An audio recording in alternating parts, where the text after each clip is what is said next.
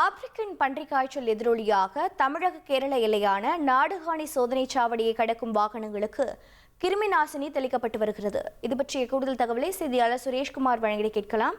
சுரேஷ்குமார், வணக்கம். ஆப்பிரிக்கன் பன்றிக் காய்ச்சலை தடுப்பதற்காக என்னென்ன முன்னெச்சரிக்கை நடவடிக்கைகள் மேற்கொள்ளப்பட்டு வருகிறது? தகவல்களை பதிவு பண்ணுங்க. வணக்கம். கேரள மாநிலம் கோட்டயம், திருச்சூர் போன்ற பகுதிகளில் வளர்ப்பு பன்றிகள் பண்ணைகளில் அடுத்தடுத்து இறந்துள்ளது. இறந்த பன்றிகளின் உறுப்புகளை ஆய்வு செய்யும் போது பன்றிகளுக்கு ஆப்பிரிக்கன் பன்றிக் காய்ச்சல் இருந்தது உறுதியானது. இதனிடையே கேரளாவில் இருந்து தமிழகத்துக்கு வரும் சரக்கு வாகனங்களுக்கு கால்நடைத்துறையினர் கிருமி நாசினி மருந்துகள் தெளிக்கும் பணியில் ஈடுபட்டுள்ளனர்.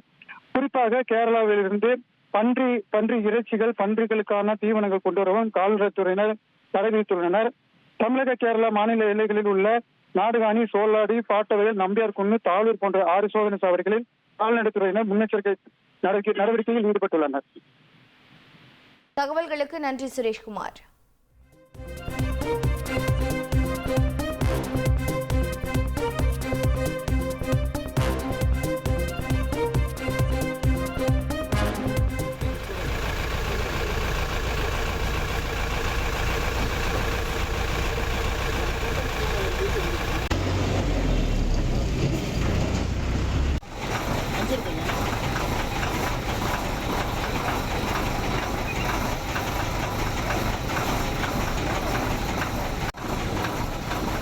இரண்டு கோடியே 62 லட்சத்திற்கும் அதிகமான மக்களின் உள்ளங்களை வென்ற தந்தி டிவியின் டிஜிட்டல் தளங்கள்.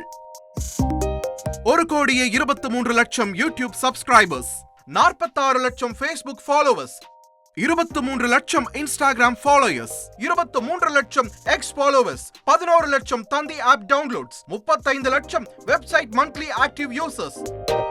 அசுரபலம் கொண்ட எங்கள் டிஜிட்டல் கரங்களில் உங்கள் விளம்பரங்களை சேர்க்க வாட்ஸ்அப் பண்ணுங்க. 8939888378. Email advttanditv@dttv.in.